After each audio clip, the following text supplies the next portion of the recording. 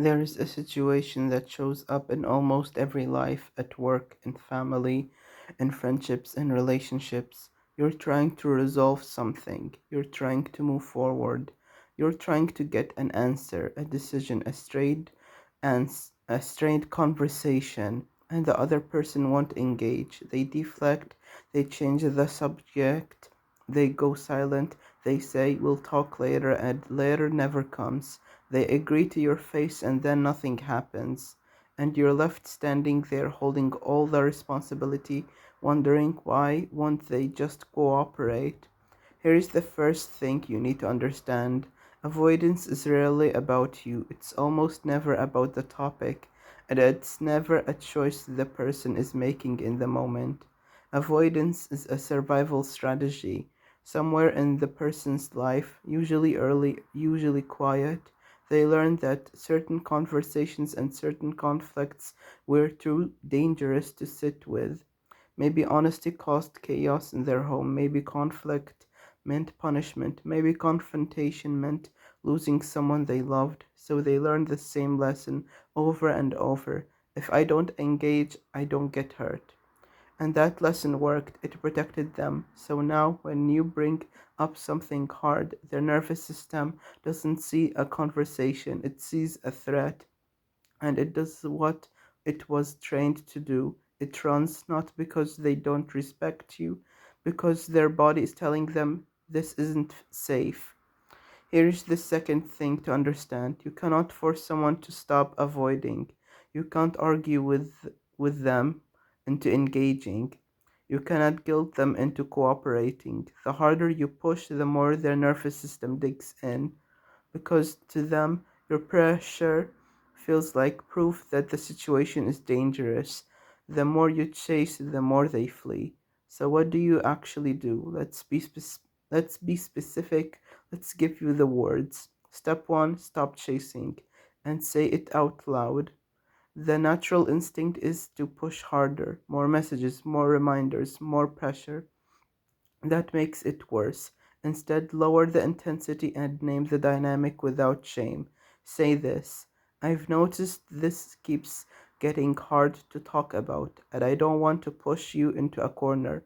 I'm not trying to attack you. I'm trying to solve this with you." That single sentence does more than 100 reminders, because it tells their nervous system the conversation is safe. Step 2, make the cost of avoiding higher than the cost of engaging. This is the part most people miss. Avoidance keeps working because it has no consequences. If someone can dodge a conversation forever and nothing bad happens, they'll dodge it forever. So you change the equation, not with threats, with boundaries. Say this: "I can't keep moving forward on this without your input, so here's what I'm going to do instead." Then actually do it.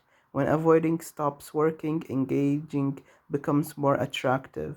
Step 3, use we, not you. Avoidant people are used to being blamed, and blame confirms their belief that this conversation is dangerous. So reframe it. Instead of "you never follow through," say "we keep getting stuck here, and a way I want to find a way through it together."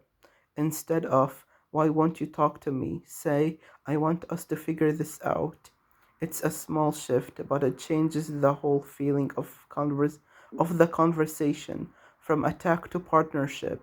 Step 4, offer a smaller door. Sometimes the full conversation feels overwhelming, so break it down. Don't ask for the big decision, ask for the first step. Don't ask for the whole truth. Ask for one honest sentence. Don't demand the full conversation. Ask for 5 minutes tomorrow. Say, "We don't have to solve everything right now. Can we just agree to check in tomorrow?" A small yes is much easier than a big one, and it builds momentum. Step 5, use written communication. Avoidant people often communicate far better in writing than in person. Text, email, a shared document. It removes the pressure of face to face confrontation and gives them time to think. especially at work. This is often the single most effective tool you have. Send the message, give them space, and let them respond on their own terms. And here's the hardest step of all. Sometimes they still won't engage. You can do everything right, lower the pressure, make it safe, offer small doors, set boundaries, and they still won't cooperate.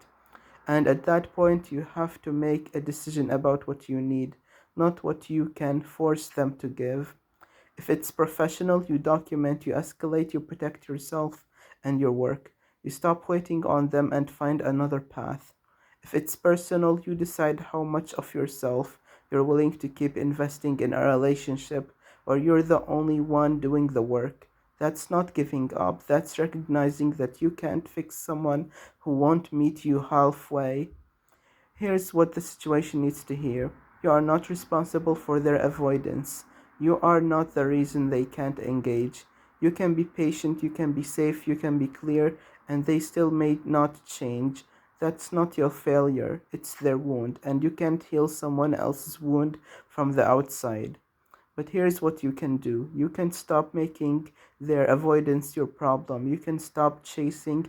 You can set boundaries that protect your peace. You can decide what you're willing to accept and what you're not. And you can walk away from anything that asks you to shrink yourself just to keep the peace. Because here's the truth. The people who avoid, they avoid because they're afraid, and fear is hard to argue with. But you don't have to live inside their fear. You get to live in your own life, and your life doesn't have to be held hostage by someone else's inability to show up. So if you're the one standing there holding all the weight, waiting for someone who won't come, hear this. You've done enough. You've tried enough. Your willingness to engage is not the problem. Their refusal to engage is theirs, and you are allowed to stop carrying it. You don't need their cooperation to have a good life. You just need to stop letting their avoidance run yours.